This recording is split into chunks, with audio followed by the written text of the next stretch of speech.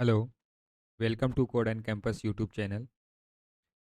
हमने अपने last lecture में देखा था लॉजिकल ऑपरेटर्स के बारे में, जिसमें कि हमने नॉन एम्प्टी स्ट्रिंग वाला कॉन्सेप्ट भी सीखा था कि अगर हमारा राम एंड श्याम करके दिया हुआ है तो उस केस में हमारा आंसर क्या आएगा। आज हम जो देखने वाले असाइनमेंट ऑपरेटर के बारे में देखने वाले हैं, बिल्कुल सिंपल है। हम अपने पहले क्लास से यूज करते आ रहे हैं। जैसे हमने ए में स्टोर करवाया 5, तो ये हमारा जो इक्वल टू का साइन है, ये क्या है? असाइनमेंट ऑपरेटर है। बिल्कुल सिंपल है, इसको समझाने के लिए नहीं, हम स्लाइड के थ्रू ही इसको समझ लेते हैं। असाइनमेंट ऑपरेटर हमारे किस लिए यूज होते हैं? Use to assign value to variable. They can also perform operation that and then assign the results to the variable. अब हमें क्या करना है? जैसे हमारे पास ए में 5 स्टोर है, अब हम चाहते हैं कि इसमें क्या हो, 1 ऐड हो जाए, लेकिन हम ए में ही स्टोर करवाना चाहते हैं। तो आप ऐसे लिख सकते हैं a equal to a plus 1, ऐसे लिख सकते हैं। तो हमारा ए में क्या होगा, 6 स्टोर हो जाएगा। या अगर इसको शॉर्ट में लिखना है तो आप ऐसे लिख सकते हैं ए प्लस इक्वल टू 1। ऐसा भी हमारा 100% सही है, ये भी हमारा 100% सही है। ये भी +1 कर रहा है, ये भी +1 कर रहा है। तो आप अपने यूज केस के अकॉर्डिंग इसको जैस जो आपको इजी लगे, जो आपको समझ में आए, वही यहाँ पे ये लिखा हुआ है। Adds the right operand to the left operand and assign the result to the left operand. यानी हमारा ए में क्या है, 5 है, ए प्लस इक्वल टू 3 किया।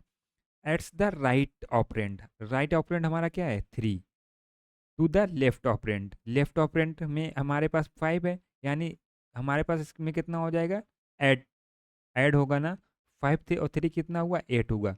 और assign the result to the left operand, और लेफ्ट ऑपरेंट हमारे पास जो है उसी को क्या करता है, उसी में असाइन करवा देता है।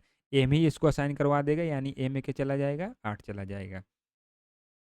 लिखा हुआ है ये, हाँ, यहाँ पे आप देख सकते हैं लिखा हुआ है equivalent to to the a equal to a plus 3। Output पे हमें क्या मिला, 8 मिला देखने को। ऐसे ही हमारा क्या होता है, सब्ट्रैक्ट वाला होता है। सब्ट्रैक्ट वाला क्या है, minus equal to. Minus equal to करेंगे तो हमें आउटपुट पे क्या मिलेगा, सब्ट्रैक्ट। अब जैसे हमने क्या किया, हमारे पास ए में 5 है, हमने क्या किया, ए माइनस इक्वल टू 2। तो क्या होगा, ए से, यानी ए की वैल्यू 5 है, 2 माइनस हो जाएगा, 3 आएगा। ए में क्या अब हमारा स्टोर हो जाएगा, 3 हो जाएगा। या तो आप ऐसे लिख सकते हैं, या इसी को एक तरीका और है, कैसे, ए इक्वल टू ए माइनस 2, तब भी हमारा क्या आएगा, 2 ही आएगा आउटपुट। मल्टीप्लाई भी सेम तरीके से आप कर सकते हैं। जैसे हमारे पास ए में स्टोर है 5, हमें क्या करना है, 2 का इसमें मल्टीप्लाई करवाना है 2 से। या तो आप ऐसे करें, a equal to a multiply by 2, तब भी हमारा सेम वर्क करेगा। या आप ऐसे लिख सकते हैं हमारा, तब भी हमारा बिल्कुल सेम वर्क करेगा। इसके बाद जो हमारा नेक्स्ट है वो डिवाइड्स द लेफ्ट ऑपरेंट। हमने बताया था आपको कि हमारा जो डिवीज़न का साइन है, ये कौन सा साइन है, ये वाला जो हमारा डिवीज़न है। अगर आपको पता है तो आप कमेंट सेक्शन में ज़रूर बताएं। हमने इसका नाम बताया था, क्या नाम बताया था, आई होप आपको पता होगा। इसका जो नाम होता है, एक तो हमने बताया था डिवीज़न बोल सकते हैं इसको, डिवीज़न। दूसरा क्या नाम बताया था, ट्रू डिवीज़न, ट्रू डिवीज़न। और ये हमें जो वैल्यू देता है वो किस टाइप की देता है, ये भी हमने बताया था आपको। ये हमें वैल्यू देता है वो फ्लोट में देता है। और जब हमें इंटीजर फ्लोट में देता है, जब हमें इंटीजर में वैल्यू चाहिए होती है, दो हमारे पास जब इंटीजर होते हैं, तो हमने ये बताया था कि डबल वाला हम यूज करते हैं, इसको क्या बोलते हैं, floor division. Floor floor division. इसका हमने क्या बताया था, अगर हमारी एक भी वैल्यू अगर फ्लोट हो जाती है, तब हमारा आउटपुट फ्लोट देता है, अदरवाइज हमें इंटीजर ही देता है आउटपुट। आई होप आपको क्लियर होगा। अब हम मल्टीप्लाई का हो गया, अब हम देखते हैं डिवाइड। अब जैसे हमारे पास ए में स्टोर है 30, हम इसको डिवाइड करना चाहते हैं 5 से। या तो आप ऐसे लिख सकते हैं, a equal to a divide by 5। तो यहाँ पे क्या है, ए की वैल्यू 30 डिवाइड बाई 5 होगा, क्या आएगा, 6.0। तो इस केस में क्या हो जाएगा, 6.0 इसमें स्टोर हो जाएगा।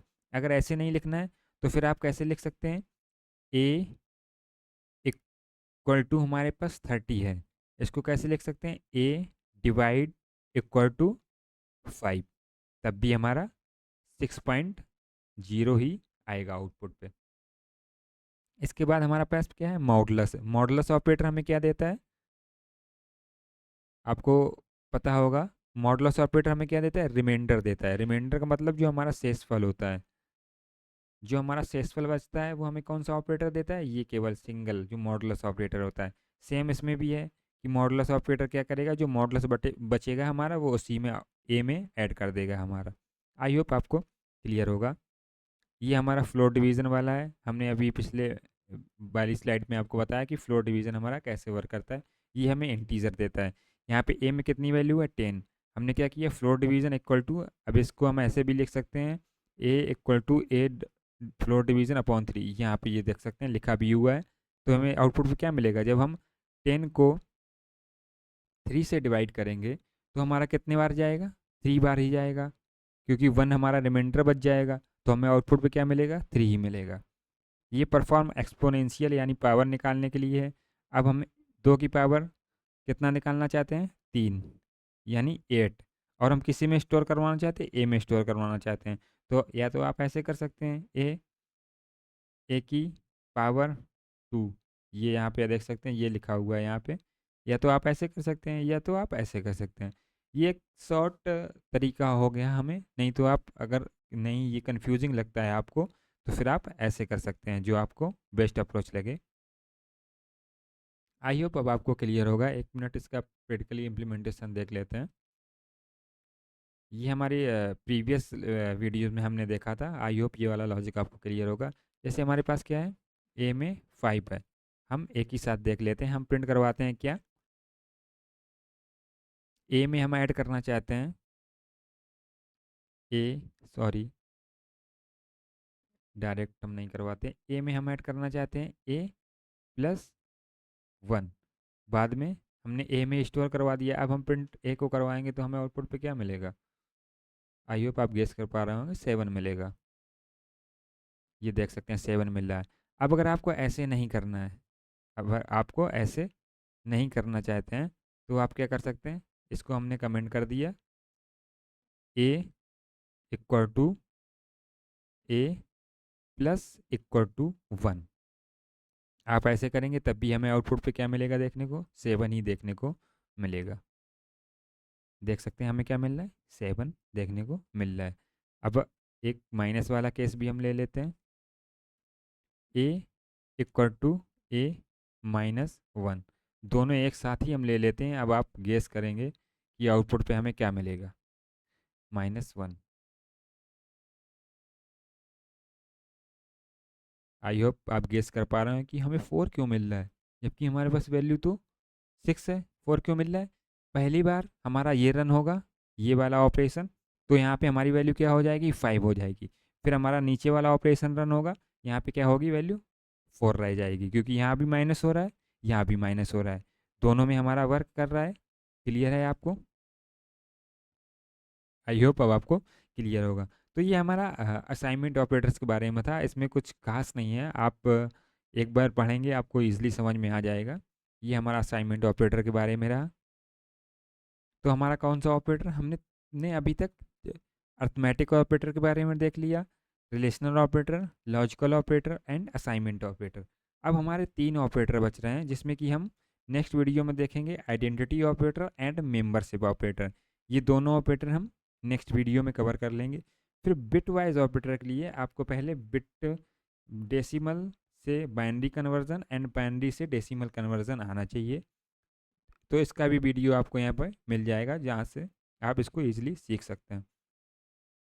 तो मिलते हैं अपने नेक्स्ट वीडियो में, तब तक के लिए चैनल को सब्सक्राइब कर लें और वीडियो को लाइक कर दें। Thank you.